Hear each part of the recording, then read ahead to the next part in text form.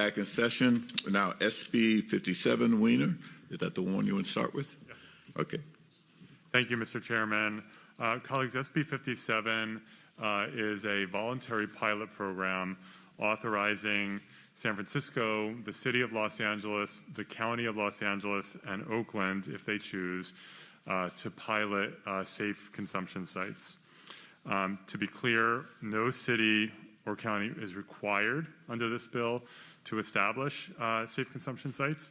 They are simply authorized to do so. This is a local control, local decision-making bill. Also, to be clear, each of the 4 jurisdictions included in this bill has officially asked us to be included in the bill, has asked us for this authorization. With a unanimous vote by the San Francisco Board of Supervisors, a unanimous vote by the Oakland City Council, a unanimous vote bipartisan by the LA County Board of Supervisors, and a 14-to-1 vote by the LA City Council. So these cities are asking us to help them to address the escalation and crisis of overdose deaths that we're experiencing in California and beyond. We know that we are experiencing a crisis of overdose deaths, and these are preventable. What safe consumption sites do, and they have been around for about 30 years around the world, in Europe, in Canada, and Australia, and more recently in New York City, is they allow people who are already using drugs, often on our streets, on our sidewalks, in front of people's homes or businesses, where people, including children, can see them using drugs, allows them to go inside to a safe and clean space where they can bring the drugs that they were already going to use and use it in an environment where we make sure that they have clean needles, where there is supervision, so if someone overdoses, the overdose can be quickly reversed, and where we can connect people to services and ultimately, for a significant percentage of people, into recovery services. The sites have been extensively studied, including with various peer-reviewed studies showing that they reduce overdose deaths. And we know in the recent New York City safe consumption site that opened, they've already reversed a number of overdoses that likely could have resulted in death had they not been in those spaces. We know that around the world, in the approximately 30 years these sites have been in place, we're unaware of a single overdose death. Not 1 or 2, 0, because they've been able to reverse those overdose deaths. And a percentage of those people would have died had they not been in a safe consumption site. These sites reduce hepatitis and HIV infections. They reduce syringe litter. And contrary to some of the claims that we hear, they do not increase crime. We know that, and this is in the very excellent analysis on page 5, talking about the NIH and the CDC did an analysis just last year. And it says, as you can read here, the preponderance of the evidence suggests these sites are able to provide sterile equipment, overdose reversal, and linkage to medical care for addiction in the virtual absence of significant direct risks like increased drug use, drug sales, or crime. And we're seeing the federal government even, imagine that, the U.S. federal government start to warm up to this approach. So this is not some new, untested strategy. This is a strategy that's been around for a long time. We know it works. We know it saves lives. We know that our local communities are literally formally asking us to give them permission to pilot these in California to save lives. And I respectfully ask for your aye vote. With me today to testify, sitting to my right is Vitka Eisen, who is with the president and CEO of Health Rate 360, a community clinic in San Francisco, and vice president of the California Association of Alcohol and Drug Program Executives. We're also joined by Dr. David Kahn, the immediate past president of the California Society of Addiction Medicine. He's an addiction psychiatrist. And then here to answer technical questions is Laura Thomas from the San Francisco AIDS Foundation. Thank you. You have 5 minutes and use it anyway with your witnesses. You may begin. Okay, thank you. Thank you for having me here today. Again, my name is Vitka Eisen, and I am the CEO for Health Right 360. We're a treatment organization providing substance use disorder treatment to low-income Californians based in San Francisco. We operate in 10 counties, and I'm also here representing the largest provider association, representing most of the treatment providers who provide services to the Medi-Cal population, substance use services in California. I'm also a former injection heroin user and came to recovery through the public treatment system in California, and I have over 30 years experience in the field of treatment. Those of us who work in treatment remain forever committed to high quality treatment for people who use drugs. And we're fortunate to operate in a state that expanded treatment via the drug Medi-Cal treatment service delivery system. But experience shows that some people do not make it through treatment. In fact, on average, the average person who goes through treatment, it takes about 6 different treatment episodes to have a period of long-lasting recovery. So in the face of an overwhelming crisis of death, when people leave treatment prematurely, they risk death.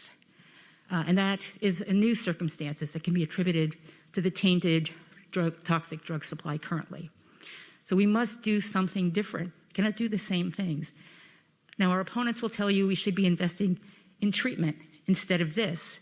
But I say that's a false, we say that is a false dichotomy, that this is a way of keeping people engaged so that they can enter or re-enter treatment. We remain committed to treatment. Dead people do not have an opportunity at recovery. Our opponents will also say, they will cite some research, so-called research, that says in one community in Canada, it didn't reduce syringe litter. It's not a validated research piece. It's an opinion piece. So it isn't research that's peer-reviewed or in any academic peer-reviewed journal. Our opponents will say overdose rates continue to go up, even in places where they have supervised consumption services. And again, I will say that is attributed to the toxic tainted drug supply currently. And in places where they have supervised drug consumption, literally thousands and thousands of lives have been saved because they have these services.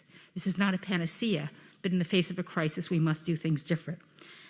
And finally, they will say we must fall back on tough love, that we are coddling people who use drugs. Well, let me tell you, as somebody who's worked in this field for so long, that the people who are using drugs in our communities today, the people who are not in treatment, are living in a place of abject misery. We cannot make them more miserable. This will not drive them to treatment. And we cannot incarcerate our way out of this.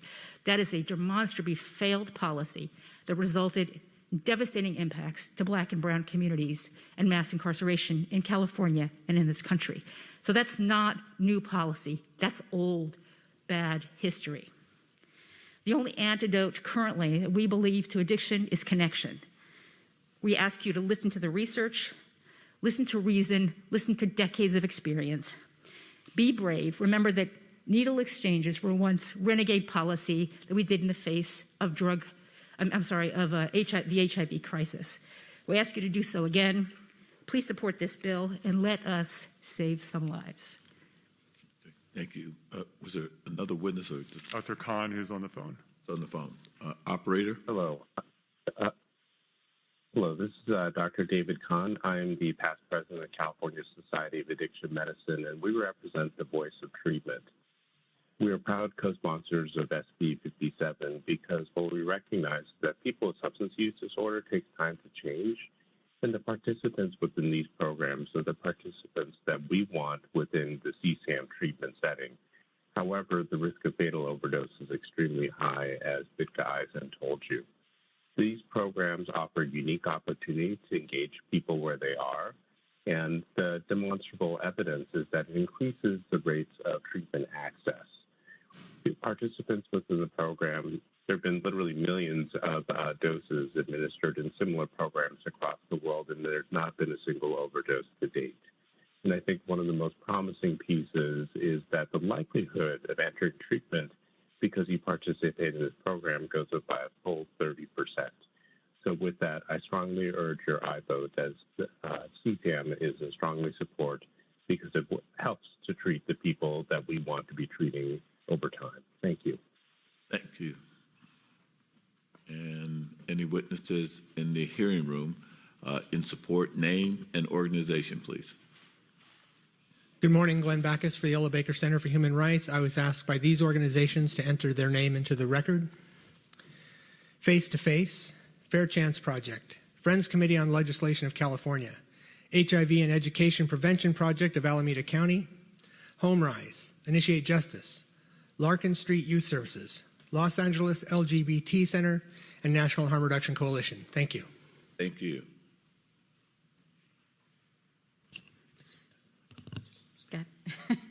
Thank you. Laura Thomas on behalf of the San Francisco AIDS Foundation and was also asked to read these names into the record as supporters: A New Path, Parents for Addiction Treatment and Healing, Asian American Drug Abuse Program, Inc., ACLU California Action, APLA Health, California Hepatitis Alliance, CalHAP, California Public Defenders Association, Community Clinic Association of Los Angeles County, Community Forward San Francisco, Compass Family Services, and Central Valley Recovery Services, all in support. Thank you. Thank you. Good morning, Chair and committee members. Wesley Saver on behalf of GLIDE, also speaking on behalf of Moms for All Paths to Recovery from Addiction, Recovery Advocacy Project, Safer Inside Coalition, San Francisco Department of Public Health, San Francisco Hepatitis C Task Force, San Francisco Public Defender's Office, San Francisco Treatment on Demand Coalition, Smart Justice California, Tenderloin Neighborhood Development Corporation, the GEO Group, and the Gubbio Project. Thank you. Chairperson and committee members, Nicolo DeLuca here on behalf of the Oakland Mayor Libby Schaaf and the Oakland City Council in strong support and appreciate being part of this pilot program. Thank you. Thank you. Good morning, Mr. Chair and members. Carlos Gutierrez on behalf of the California Consortium of Addiction Programs and Professionals in support. Thank you. Good afternoon, Tyler Rindy on behalf of the California Association of Alcohol and Drug Program Executives as a proud co-sponsor and support. Thank you. Good morning, Mr. Chair and members. Karen Lang on behalf of San Francisco Mayor London Breed in strong support this morning. Thank you. Thank you. Mr. Chairman, members, Dan Filizzetto on behalf of the Los Angeles County District Attorney's Office in support. Good morning, Chair and members. Ed Little on behalf of Californians for Safety and Justice and Time Done in support. Thank you. Good morning, Gary McCoy on behalf of Health Right 360 in strong support. Thank you. We'll now go to the phone lines for witnesses in support. Thank you. If not already done so, for witnesses in support of SB 57, please press 1 then 0. Line 105, go ahead. Mr. Chair and members, Sylvia Solis Shaw on behalf of the City of Los Angeles in strong support. Thank you. Line 111, please go ahead. Good morning. Rebecca Gonzalez with the National Association of Social Workers California chapter in strong support. Line 113, please go ahead. Kara Gamboa Eastman with the Steinberg Institute in strong support. Line 106, please go ahead. Hello, my name is Jessica Smith. I'm the Capacity Building Manager with National Harm Reduction Coalition, and we are calling in a strong support. Line 115, please go ahead. Mr. Chair and members, Rob Lane with the California Council of Community Behavioral Health Agencies in support. Line 103, please go ahead. Good morning, Chair and Committee. My name is Soma from Los Angeles. I'm calling in strong support of SB 57 on behalf of the Sidewalk Project. Thank you. Line 107, please go ahead. Ophelia Spaghetti on behalf of the County Behavioral Health Directors Association in support. Line 117, please go ahead. I am Dama Palacios calling in strong support for SB 57 on behalf of Drug Policy Alliance, Tartana Treatment Centers, Los Angeles LGBT Center, Rainbow Pride Youth Alliance, West Care, California, Inc., Shanty, and Center for Living and Learning. Thank you. Line 78, please go ahead. Can I just open everything up? Hi, I'm Heaven Spector. I'm calling from Van Nuys, Los Angeles area, calling on behalf of the Center for Living and Learning. We are strongly supporting Prop SB 57. Thank you.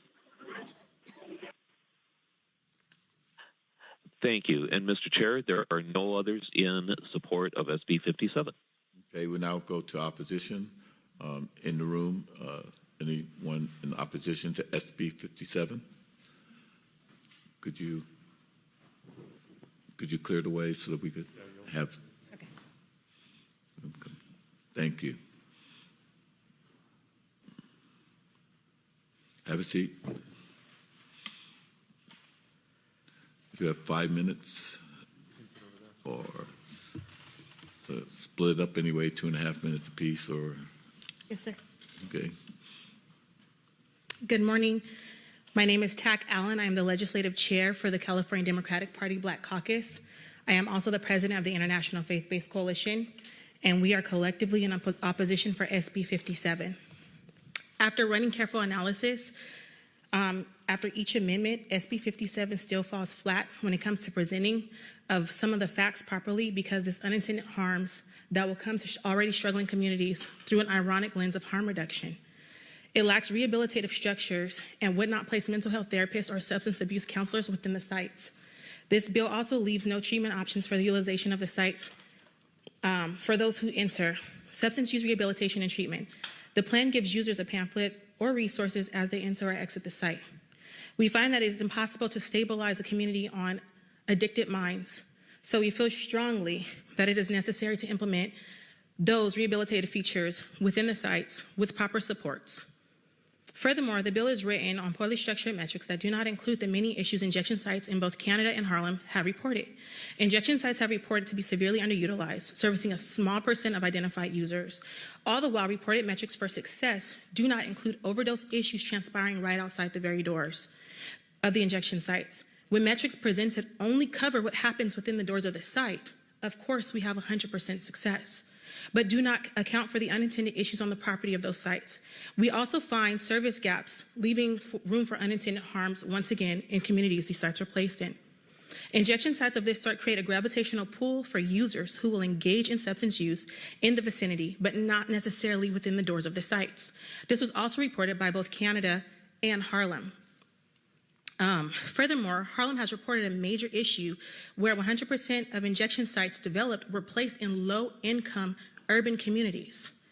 Fundamentally, the intention of this bill, it's great. People's lives should be saved. We should not continue criminalizing substance users who struggle with addiction. We have no intention of doing so. However, this bill has greatly overlooked the many harms communities hosting these sites currently experience and has failed to represent the other half of the story. Users who do not enter the sites but use outside the sites and overdose might not get assistance in these cases, and in some cases have not, between Harlem and Vancouver, Canada, as well as a gravitational pull of substance users to the already rundown and struggling communities. If we are truly giving communities a fighting chance, a few small alterations to this bill can strengthen the bill and make it great. However, the Black Caucus found that this does not necessarily leave a fighting chance for the communities we place these sites into, and there has been no conversation surrounding those efforts to make sure we safeguard that community. Thank you. Thank you. Thank you very much, Mr. Chair. My name is Michael Schellenberger. I'm the author of San Francisco, a book about the drug crisis and homeless crisis in California. As a journalist, I was the first to discover that San Francisco is operating an illegal supervised drug consumption site. I find it astonishing that the two people that are advocating this bill didn't mention that. Public records request shows that 0.07% of the people that have gone through the so-called Tenderloin Linkage Center have been referred to drug rehabilitation. In addition, public records requests show that one of the operators, Gary McCoy, who's also in the audience, fabricated data. There's an email from people in San Francisco government saying that he made up data, so we don't even know if these numbers are correct. I support harm reduction. I worked with Maxine Waters in the 1990s to advocate for needle exchange. I support supervised drug consumption sites as they are operated in the Netherlands. What's happening in San Francisco is chaos. The open drug scene has spread since they opened the supervised drug consumption site in January. 7 minutes into a walk I took earlier last month, with a journalist from the Times of London, we found somebody overdosing on drugs on Lasky Alley. The drug scene has spread. The open-air drug markets have spread. It's not just in the Tenderloin, it's also south of Market. The claims they've made that there are no deaths from overdoses in supervised drug consumption sites is false. I have sources that say that they actually do have deaths in those sites, but they report them as occurring in the ambulance or in the hospitals. If you go to Portugal, if you go to Netherlands, you'll discover that the way that they treat addiction, open-air drug markets, is totally different than has been represented. They do not allow open-air drug use. They do not allow open-air drug dealing. In the Netherlands, the supervised drug sites move addicts into recovery. It's recovery focused. What they're proposing is addiction maintenance. We should question whether we want to maintain addicts in that state. You heard the cynical view from the CEO of Health Right 360 that basically most people are just resigned to addiction. I don't think that's humane. I think that we need to embrace addiction recovery. Millions of people recover from their addictions every year. Why are we giving up on our friends and family? There's more than one way to prevent overdoses. One of them is simply to revive people, put them in tough sheds, monitor them every couple of hours. That's what they're doing in Los Angeles. That appears to be the vision here. We saw that movie. It's The Matrix. It's dystopian. It's disturbing. It's not what they do in Portugal and Netherlands. Supervised drug consumption sites increased in British Columbia. Overdoses increased in British Columbia. The idea that these sites are somehow a panacea to the drug addiction crisis that we face is absolutely false. There is no drug overdose and poisoning crisis in Europe. When I stopped doing drug decriminalization work in the year 2000, there were 17,000 drug overdoses a year. There's 106,000 drug overdoses this year. It occurred during a period of liberalizing drug laws, of reducing penalties for drug dealing. San Francisco is a national shame. It is allowing people to die on the streets.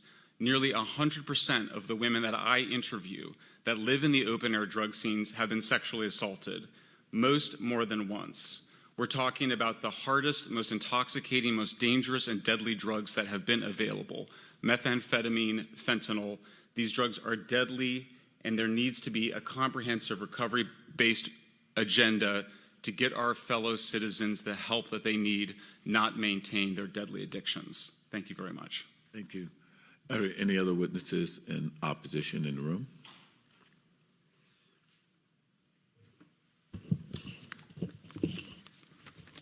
Good morning. John Lovell, in opposition on behalf of the California Narcotic Officers Association, the California Association of Code Enforcement Officers, the California College and University Police Chiefs Association, Sedaria Cresfeld, who's the co-founder of the Greater Harlem Coalition, serious concerns about the locational decisions, Drug Prevention Organization of Canada, solid record of a disturbing record of drug overdose increases, California Peace Foundation, Thaddeus Stevens Organization, again, serious concerns about the racism of locational decisions, Congress of Racial Equality, International Faith-Based Coalition, and the Organization for Justice and Equality, all in opposition. Thank you.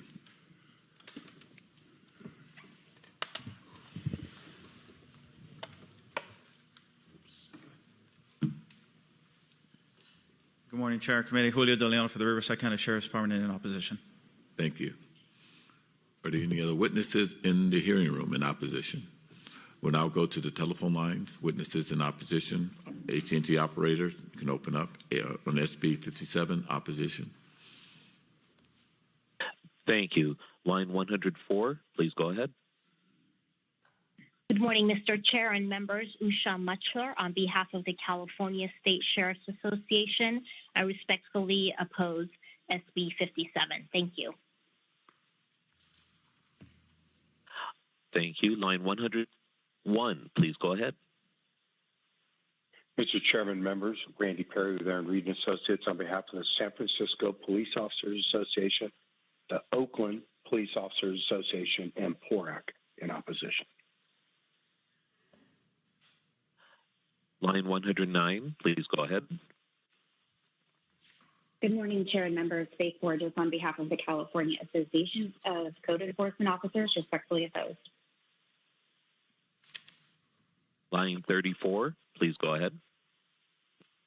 Good morning, Mr. Chair, members. Ryan Sherman with the Riverside Sheriff Association opposition. Also, the Police Officer Associations of Claremont, Corona, Pomona, Palos Verdes, Newport Beach, Upland, Santa Ana, Burbank, Inglewood, Arcadia, Riverside, Fullerton, Culver City, all in opposition. Thank you. Line 119, please go ahead. Jeanette Phelps, member. I oppose. Thank you. Mr. Chair, there's no one else in opposition to SB 57. Okay, thank you. We'll bring it back to committee questions. Mr. Bryant. Yeah. Well, first, it's good to hear all of the municipalities in opposition that are not eligible to opt into this bill. I think the research on safe consumption sites is overwhelmingly positive. But to the extent that any of the spurious relationships that have been articulated today do actually exist in a serious, measurable way, I'm encouraged by the fact that you have a study of the two sites, should they choose to opt in. Again, as was mentioned by the author, it's my understanding that this does not compel anybody to opt in to such sites. I think it's well-crafted language, but if you could clarify that again for us, this is simply optional for the cities and counties, most of which came today with their support. Is that correct? Yeah, excuse me, that's correct. Each of the included pilot cities has requested to be included, but even though they're included, they will decide whether to opt in, whether not to opt in, and they will decide exactly how to implement it, whether to have one site or more than one site. It's really a lot of local decision-making about how to do that, and it is a pilot program. It will have to come back for reauthorization or not reauthorization by the legislature, and the one amendment we took in Assembly Health requires the participating cities to fund a peer-reviewed study about the effectiveness of the programs. Yes, Ms. Bonta. We had an opportunity to talk about this, and I thank you for asking me to co-author this bill, which I have. I just want to, one, acknowledge that the Oakland City Council, which is one of the potential pilot sites for this, unanimously voted to move forward with potential participation in this pilot study. An incredibly diverse city council as it stands. And this has been after years of conversation, negotiation, and advocacy to be able to ensure that we have an additional component to providing a robust approach to drug use and abuse and substance abuse and addressing overdose prevention as well. So I want to thank you for providing, from my understanding, and I would like you to address this, just one other potential opportunity for us to be able to address the pandemic that we are facing around drug abuse, and I appreciate that we are doing that in Oakland, where we have a very diverse community that we want to make sure is impacted and taken care of. Move the bill. Did you? I think I moved the bill. Did I? No. Oh, apologies. Any more questions? Mr. Ciarto? Thank you. So, one of the concerns I have is are you envisioning this to be sponsored by public agencies, assisted with public dollars? It certainly can be, and the local communities will have flexibility there, but it can be. Okay, and so how do we protect local agencies and our taxpayer dollars from liability when things go wrong? So, I apologize for my voice. So cities and counties make decisions around risk and liability all the time, in creating new programs, in creating new infrastructure, creating a new playground. There are a million times a day when cities make decisions, that's an exaggeration, many times a day when cities are making decisions, city councils and mayors and boards of supervisors about doing new things. That they could get sued, but they make a decision, a reasoned decision that they think it's appropriate, and they'll do so here. And that's why we're not forcing them to do it. This will be their decision locally. So they can accept the liability for that if they choose. Okay, New York. You said New York has a program? It was opened a number of months ago. I think maybe late last year, if I recall. Have they been able to do studies on how many people access the program and then are diverted into treatment? Yeah, yes. I mean, it's still in its early stages, but they do have some preliminary data, which some of it was referenced earlier in terms of the number of overdose reversals. And so, yes, there's preliminary data, but again, it's not been in operation as long as some of the ones in other countries. Yeah. So the overdose. I'm talking about the overdose. I'm talking about them being diverted into treatment programs after they've used. They have preliminary data, as I understand it, but the more comprehensive data that we have are the ones that have been around for years or decades. And they're talking about the reversal of overdose. Among other things. And entry into treatment is also data that gets collected. In addition to, there's been studies around whether syringe litter in the surrounding area is reduced, around infections for HIV, hepatitis, and so forth. So the statistic that I heard from the witness was 0.017 get diverted. 0.07. I'm sorry, Mr. Chairman, are we still doing public comment or? So, yeah. So that was a statement by Mr. Schellenberger around the San Francisco Linkage Center, which he characterizes as a safe consumption site, and that comment was not about what's happening in Amsterdam or in Canada. Okay. So, okay. I just want to make sure things are through the chair so it doesn't become. So go ahead, ask your question, and then you'll answer. Okay. After their care and after they're done doing their shooting up or a consumption of whatever it is that they're addicted to, what happens then? So. I'm sorry, let me finish. Is there an aftercare program, or are they free to walk out and continue the day? Yeah, so just to be really clear, these are people who are already using drugs. And the question is, where are they going to use it? There's been a lot of trashing of the Tenderloin here today in national press. The Tenderloin, which has had many, many, many challenges for many, many, many years, is a wonderful, diverse community. And I just want to sort of say that because there's been a lot of, not just today, but in general, trashing of the Tenderloin. And I just want to sort of object to that with all of its challenges. But when you walk through whether Skid Row or Tenderloin or other really impacted communities, there are people engaging in open drug use. They're on the sidewalk. They're on the sidewalk. They're in the park. They're behind the dumpster. They're in front of someone's business. They're using there. And so the question is, do we want them to use there, which is neither safe nor healthy for them or for the surrounding community? Or do we want them to have a place to go inside? So this is not a situation where it's like, oh, you're not using drugs, and we put a safe consumption site in, and it's like, oh, wow, now there's a safe consumption site, I'm going to start using drugs. These are people who are already using, and they're going to use in a safer way that reduces risk.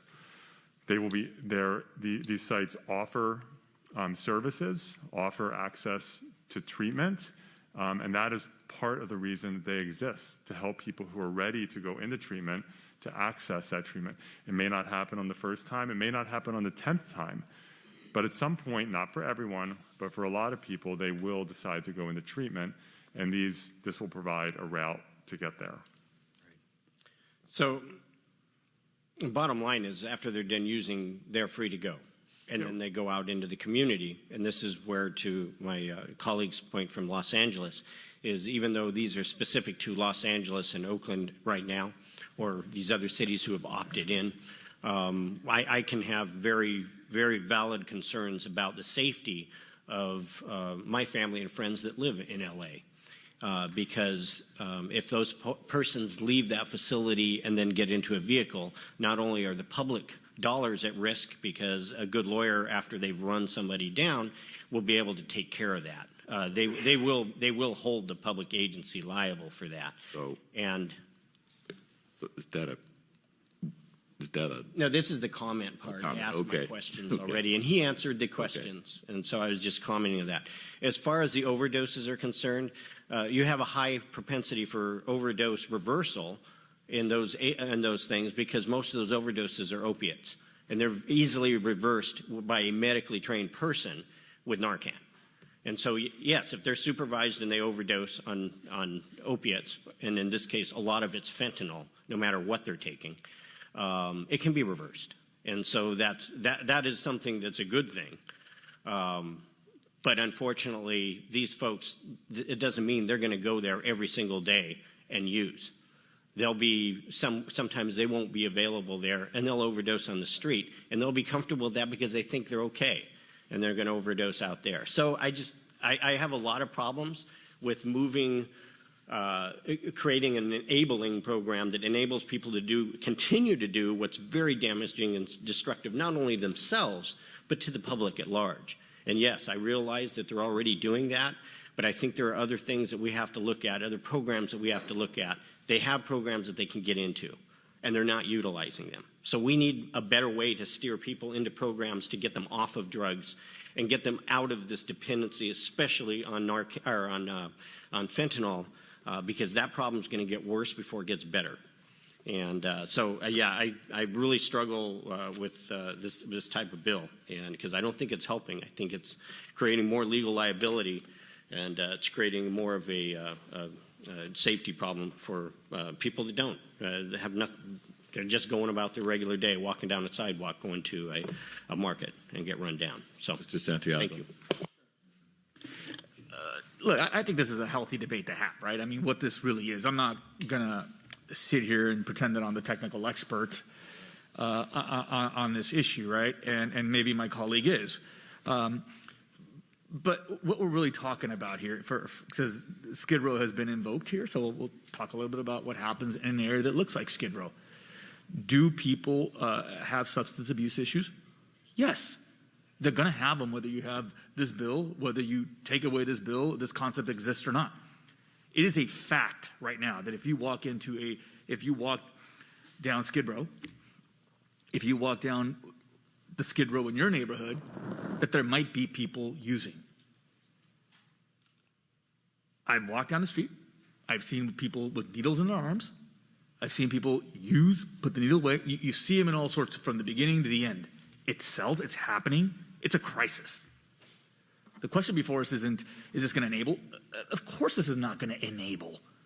It's happening. It's not enabling anything. That's the wrong approach, the wrong way to take a look at this. Are there better programs that we have to build? Of course we do. Are some of the programs that exist today, could they be better? Yes. Are some failing? Absolutely. What this is really about is trying to prevent the worst from happening. Can a person get up and walk out after they use in one of these facilities? Of course they can. Are they using today and walking around? Of course they are. When somebody uses something, and look, I struggled with this the first time this concept was introduced to me. I talked to the author and it felt uncomfortable. It was new. I spent a lot of soul searching the first time that this was introduced to me. But after thinking about this and walking through Skid Row and seeing people use whatever drug they were choosing to use, you have to come to the conclusion that it is better that they use it in a facility where it's at least supervised, where the worst cannot happen, their death, where the worst cannot happen, them hurting somebody else. You have to think about the worst that can possibly happen if somebody uses it. That doesn't negate better programs. Of course, that doesn't negate that some programs have not failed. I've said that 100 times. That's an exaggeration too, but I said that several times. If you go to some of these programs, I'll skip for a second. Sorry to take a long time ago, but I feel now very passionately about this. There are sobering homes in downtown Los Angeles too, Skid Row, where what happens is the worst. Somebody has taken, they're near death or potentially, and they bring them into these sober homes. And I challenge anybody here to come with me and see these. And a person is there until they recover.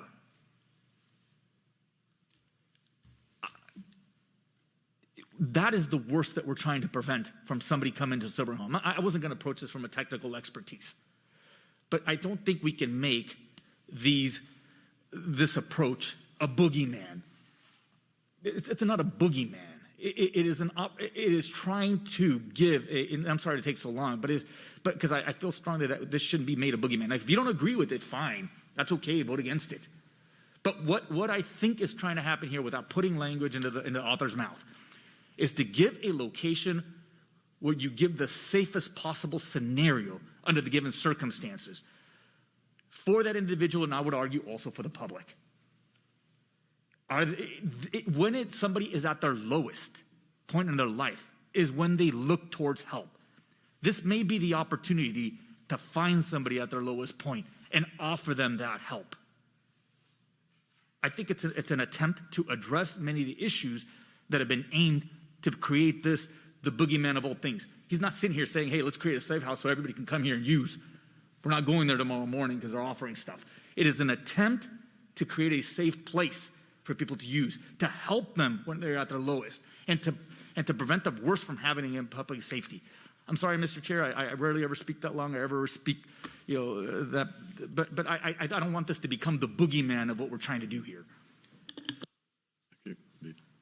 Yes, I would just like to ask Mr. Level to address this overdose death so we have kind of a clearer picture, because I know with your association that you know more. Here's the problem.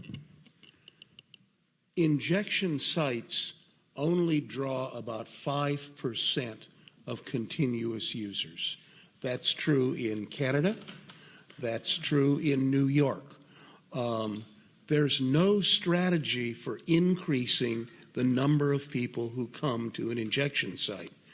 What injection sites do is there is a magnet effect so that people come into the area.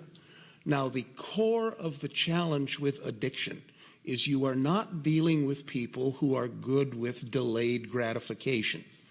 If I am sitting in an alley with my needles, clean or dirty, and with my dope, I've got everything I need. I'm going to sit and shoot up right there. Now, I wish to God that people would go to the injection site first so that if, God forbid, something goes wrong, there's someone there to intervene. But the truth, and you can't change this, the truth is that right now, about 5% of the regular users go to injection sites. Everyone else is drawn into the area, and they are overdosing in the most unsafe environment. They're in the alley, they overdose, they die.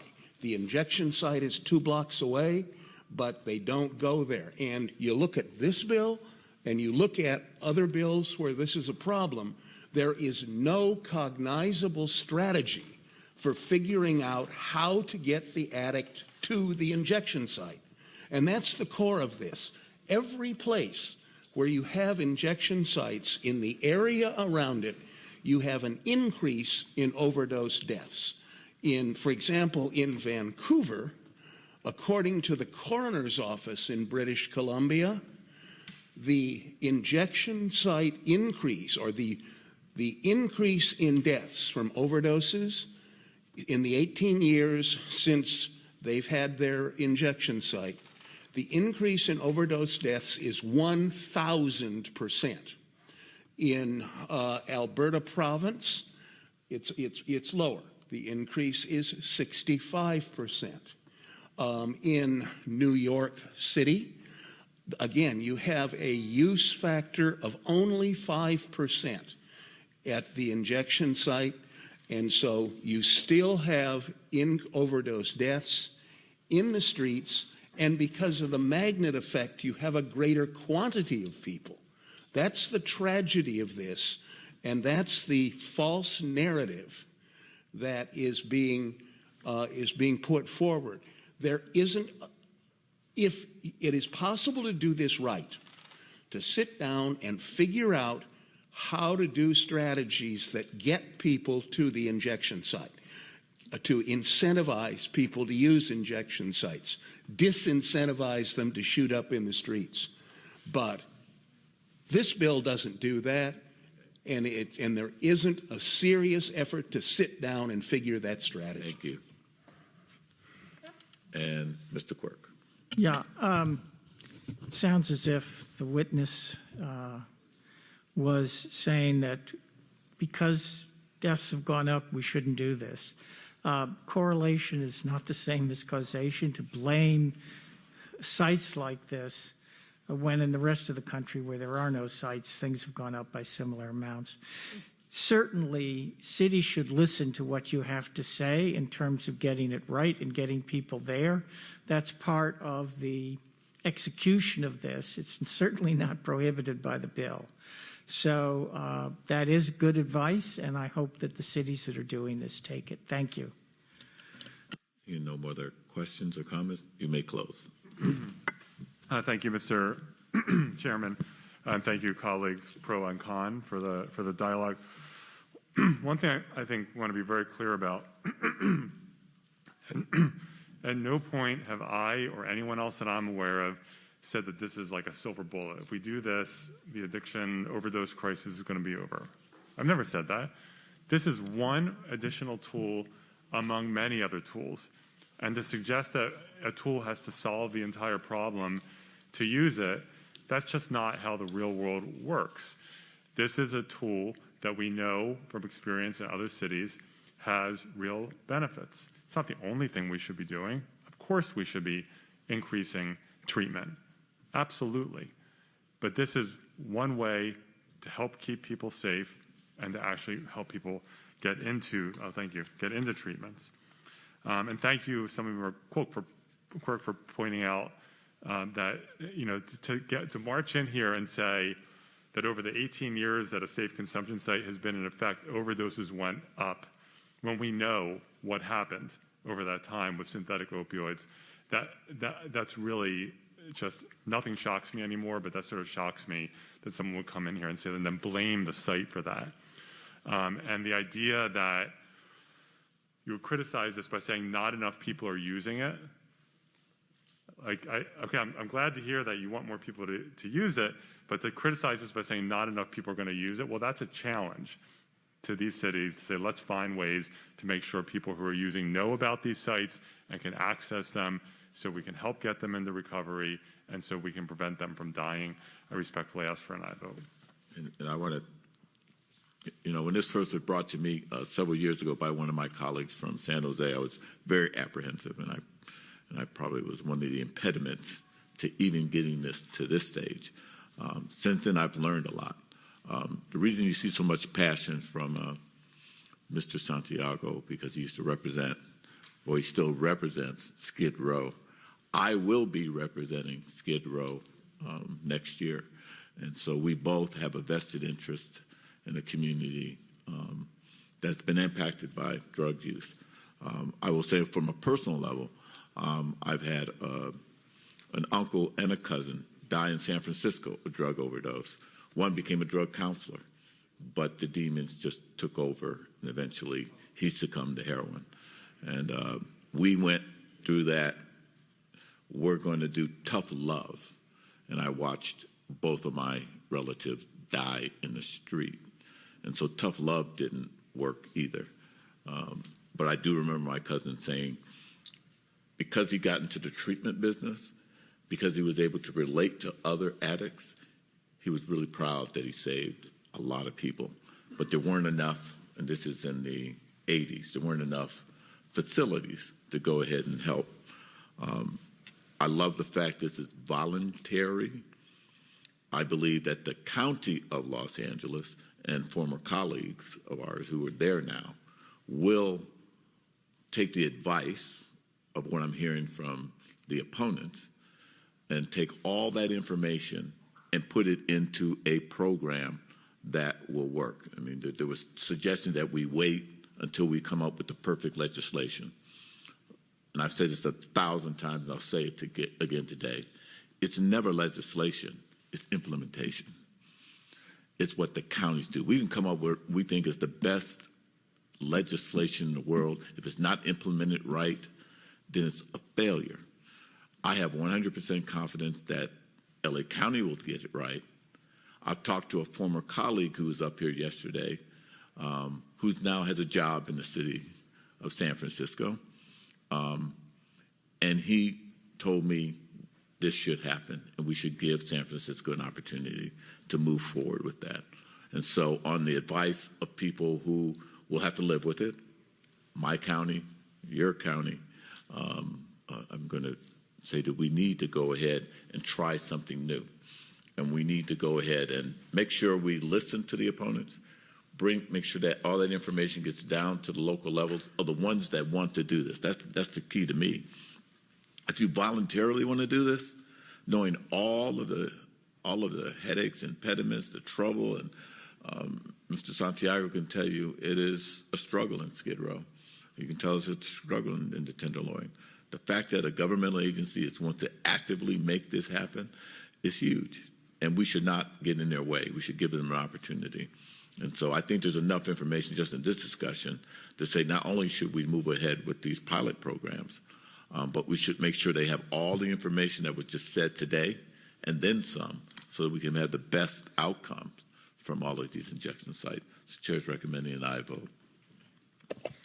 On SB 57 by Senator Wiener, the motion is do pass. Jones Sawyer. Aye. Jones Sawyer, aye. Lackey? No. Lackey, no. Bonta? Aye. Bonta, aye. Bryan? Aye. Bryan, aye. Quirk? Quirk, aye. Santiago? Santiago, aye. Sayarto? No. Sayarto, no. That measure passes.